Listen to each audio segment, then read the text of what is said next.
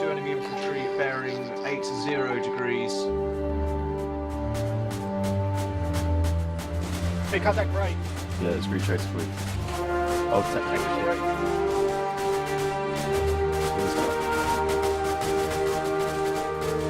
Is that the one? Damn it! Tell me off this one.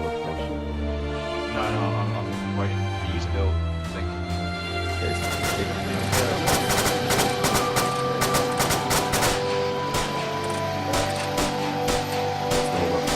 Alright, one that was in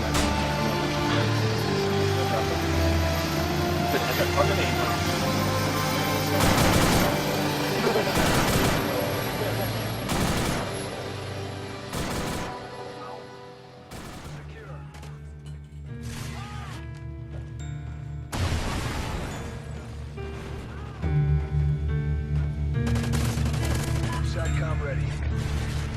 Losing Alpha. We lost A. Guard dog ready. Enemy has A.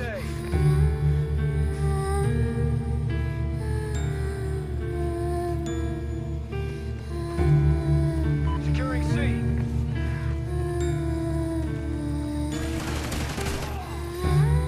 We lost A. Enemy has Alpha.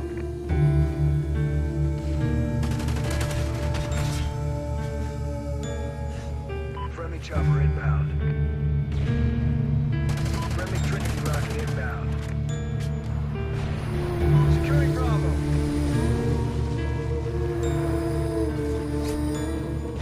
Securing B.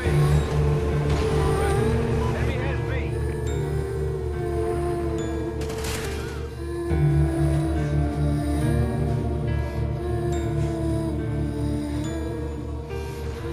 Securing C.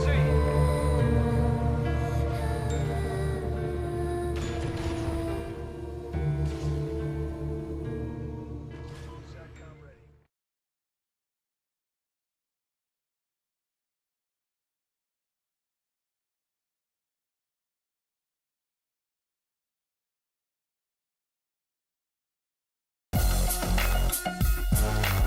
Hi, welcome back to SourceFed. I'm Lee Newton. I am Joe.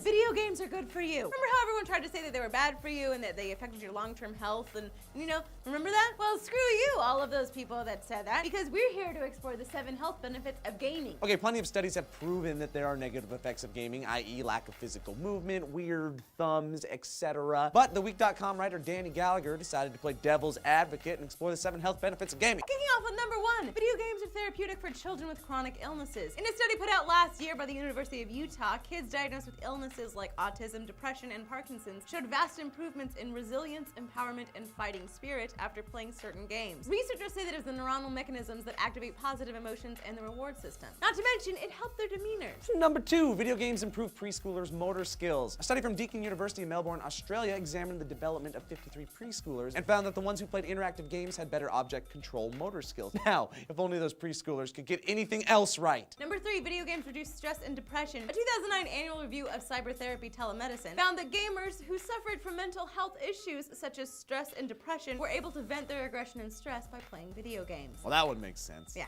Coming in at number 4, video games provide pain relief. A game developed by the scientists at University of Washington used the good old distraction technique by making game players throw an endless supply of snowballs at various targets, and found a similar outcome with recovering soldiers. 5, video games can improve your vision, for people suffering from cataracts. By playing first-person shooters like Medal of Honor and Call of Duty, visually impaired patients train their eyes to view things more sharply. What are we at now? What are we at? Number 6. We're at number 6. How about how video games improve your decision-making skills due to the required fast reactions and split-second decisions of virtual life or death? Cognitive neuroscientists found that these games give players plenty of practice for the real world by letting them gather information and react accordingly. Ooh. And finally, at number 7, video games keep you happy in old age. North Carolina State University found that senior citizens who played video games, even occasionally, had higher levels of happiness or well-being, and those that didn't were reported to be more negative. Apparently, none of the old people I know play video games. I think video games make everybody happy, of every age, right? Maybe? So there you have it, 7 health benefits of video games. And sure, there are different arguments to all of these benefits, but it just goes to show that there are positives and negatives in every situation.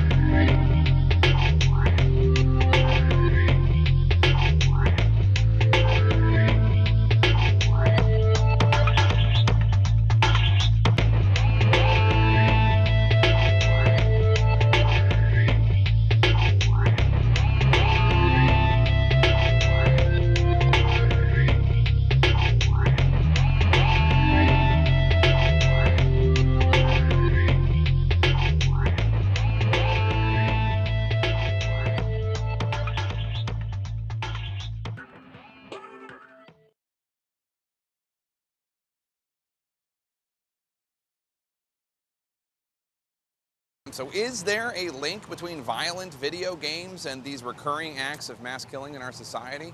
Well, the answer may not be as clear-cut as you think. Joining me now, live from Philadelphia, is Dr. Patrick Markey. He's an associate professor of psychology at Villanova University who researches video game violence. Dr. Markey, let's just get right to it. There's been plenty of research out there which shows a link between violent video games and aggression, but can we go so far as to say that playing violent games triggers or leads someone to committing any violent act?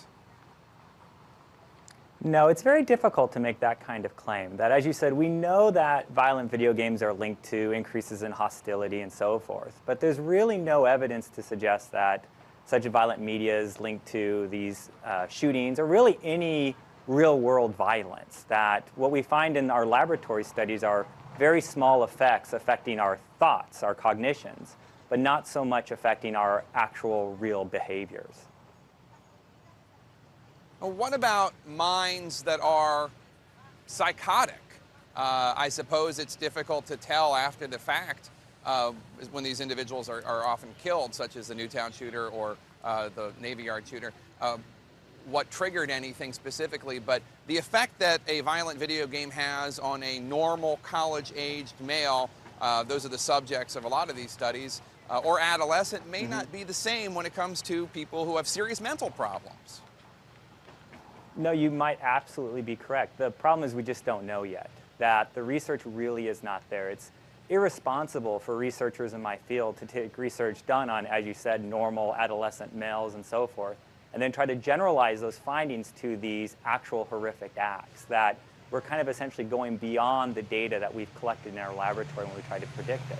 So you might be right, but I mean, I would guess that the bigger cause of these types of situations are the shooter. I mean, it's already the news reports coming out that, I mean, he probably was paranoid, schizophrenic, and so forth. And looking for whether or not video games contribute to that really seems to be looking at perhaps the smallest effect here, if any. Is there any evidence that playing these violent video games in which you are playing some sort of a role and shooting a fake gun, etc., has more of an effect in causing aggression, whether it's aggressive thoughts or aggressive acts, than, say, watching a very bloody and violent movie? No, there are theoretical reasons why violent video games should have a bigger effect than violent television or movies, but empirically there's absolutely no difference. In fact, when we look at meta-analyses, which are big studies done on all the studies done in these areas, what we actually find is the average effect of video games is actually lower than the average effect of movies and television and so forth. And so, at the very least, it's unfair to say that violent video games have a bigger effect on an individual than other violent media. What do you think as a researcher, every time there's one of these mass shootings, and they seem to be happening with disturbing and despairing frequency these days, it seems like almost every single time the shooter played these violent video games. I understand a lot of people who think there should be gun restrictions, more gun restrictions, think that even talking about violent video games is changing the subject from the most important thing. What's your reaction as somebody who studies this? Yeah, I think you nailed it on the head, that I think this becomes a red herring, that essentially the profile of most of these shooters are they're males, they're between 20 to 30 years old, and the average age of video gamers is about 30 years old. In fact, it'd be more unusual to find one of these shooters that they didn't play video games. So really finding that they play violent video games is not particularly surprising, considering if you take a random sample of any males, most of them are going to report playing violent video games. And lastly, sir, as somebody with young children, what do you say to the parents out there in terms of letting their children play Grand Theft Auto 5 or any of these other violent games? I don't know if you have children. Should children be allowed to play if you had children, Yeah. or if you do have children, are they allowed to play? Yeah, I have two wonderful children, and they're not allowed to play. And it's not because I'm scared that playing Grand Theft Auto is going to turn them into a killer or anything. The reason why we protect our children from violence, from violent video games, even from, discussing, sometimes watching CNN even, is simply because we try to shield our children from this violence. We don't want to make them to be scared. It's not because we're going to make them to be killers. So I think it's a wise idea to not have a child play a violent video game. But that recommendation is not because doing so would turn that child into a killer. It's simply because doing so is exposing that child to something that's going to scare him or her. And as parents, our job is to protect our children.